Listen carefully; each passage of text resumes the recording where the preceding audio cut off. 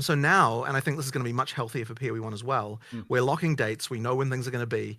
You know, like if we have to, if something doesn't get done, we just won't put it in. We'll put it in the next one. You know. So I think that's a much better way of doing development. So what that means is, you know, we've got the PoE1 release coming up, you know, that's in June, and then, you know, we'll have the PoE2 release 2 months after that, so 4 months from one to the other. But then we know we're locking in already, like there'll be another PoE1 release 4 months after the PoE1 release that we have, right? That'll be locked in, and then we'll have another PoE2 release 4 months after that in December, right? So we're basically saying we're doing 4 months. It's going to be consistent. It's going to always be the case.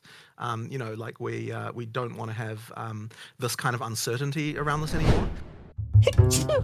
That's a manly sneeze right there. That's how a real man sneezes. Sorry, I don't. I mean, that's extremely exciting. Like, people have been yearning for the 4-month cycles again instead of the, you know, the almost year long. It didn't make it to the meme. Did you guys consider like just extending it like 1 more month just for the meme? No. But the one, no. Look, our priority has just been like, no, we need to get a PoE1 expansion out ASAP, right? Like we really want to make sure we're getting that as soon as possible. And you broke glass in case of emergency. You were like, all right, Zana, it's time for you to come back. All right, here we go. Right, you knew everybody would love it. So. All right, well, that was the only Path of Exile one related real question I had. Thanks so much for answering it right off the top. Progression's at, and I know you guys have been constantly lowering the amount of time it takes by upping splinter counts, making things more common. So I'm wondering, do you think with the new updates you're going to be in a better position? And why do you think you were in this position in the first place? Like, did you just miscalculate how long it was going to take people to reach these things? Because it was a lot of time in. Yeah. There's a few things. So one of them is that for sure, just miscalculating the amount of time, like definitely the case. But the other problem is that we don't have enough content in each of the kind of in-game league mechanics at the moment. Like, I mean, there was supposed to be more breach bosses than just one, right? And like we have the models, right? We've got stuff that we'll do. Like it will happen at some point, right? And it's like all of that stuff exists. It's just that like it isn't in yet. I want to throw this in there. Who made the call to vacuum breach splinters? Was there anybody who just said, it's time, let's do it?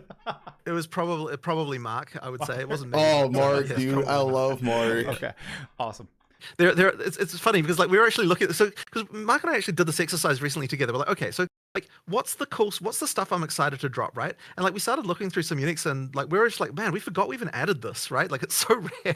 There's like 12 Astramentuses that have dropped on the live realm. You know what I mean? It's like there's like 12 Astramentuses that have dropped on the live realm. You know what I mean? It's like Jeez, like, and I found out that like an Astramentus will drop every 45,000 divines. And it's like, okay, like yeah, that's out. It's like, how many years do you have to wait?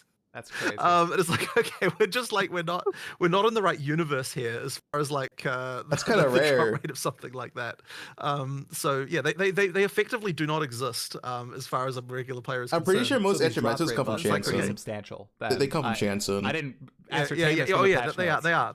The core of like AIPG itemization as well, where it's like one of the reasons why it's good is because like, you know, the next rock you turn over could contain the mirror drop, right? So it's like you don't feel bad about killing monsters, even if like, you know, like assuming we get everything right, that is, you know, because it's like, okay, there could be a good thing like right around the next corner. I have played over It's like if you 30,000 knew hours. that I every never dropped the monster mirror. that you killed was going to drop nothing. Like let's say for Jonathan essentially said they know about overlapping towers and how it feels bad that like doing anything but overlapping towers feels bad, and they want to address that. All right, campaign time.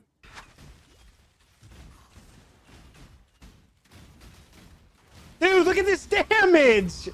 What the fuck? That's what. My mana is gone. Holy DPS! Nerpus. The Quicksilver would definitely go on these, making these MS boots, but I'm just dropping that. Can I do the thing? Holy, don't leak that. I asked if she wanted to get like drinks, like boba, and she was like, you want to get drinks? I mean, I don't really want anything. And I was like, what? How am I supposed to eat this pizza without my diet Dr. Kelp? She said, that sounds disgusting. I said, no, it's like a SpongeBob reference. You know, like the episode of SpongeBob where they deliver the Krusty Krab pizza and he goes, Krusty Krab pizza? Like that one. And then like they ride the boulder, then they deliver the pizza to the guy, and then he's like, how am I supposed to eat this pizza without my drink? You know that episode? Instead of laughing at it or going, yeah, I know what you're talking about, she just looked me straight in the face and said, I think you're autistic. No, she said, no, I don't know what that is because I'm not autistic like you are. What does she mean by that, Joe? What does she mean by that? Where is the emote, Abaxeth? You want me to add the stand emote? You think that I'm gonna put the stand emote in my own stream? 102 channels have this emote. How do that many channels have this emote?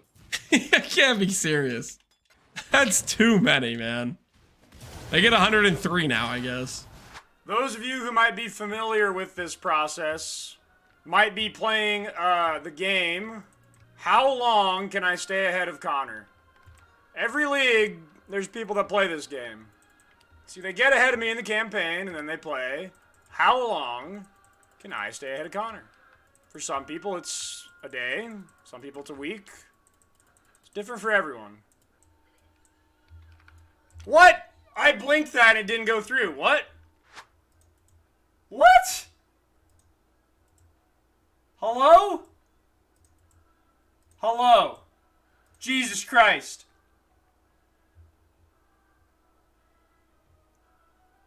I can't take... No, it's a 1 in 5 and it just took 18. No, I gotta do better than that. What the f... Okay, well, maybe Lance was right. This is insane.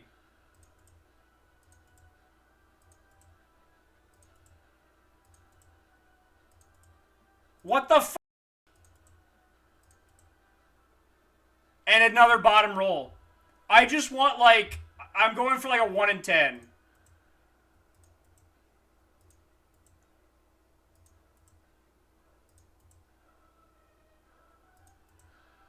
This is absolutely insane. Okay. Park, they really want us to know Park is coming back. And there's something going on with Breach Scarabs. 2134, it's a code. So they're finally giving us the year. It's gonna be June 13th, year 2134. After all this time. Does anyone have a time machine for June 13th? Nope. But let's be honest, if you have a time machine and you're using it to fast forward to June 13th, you're doing it wrong. If you have a time machine, what you should use it for is to go back in time, get hired by GGG, and stop the vision for PoE2. Okay? When they start talking about freaking all this freaking overscope of development and making it a different game, you need to stop that. Okay?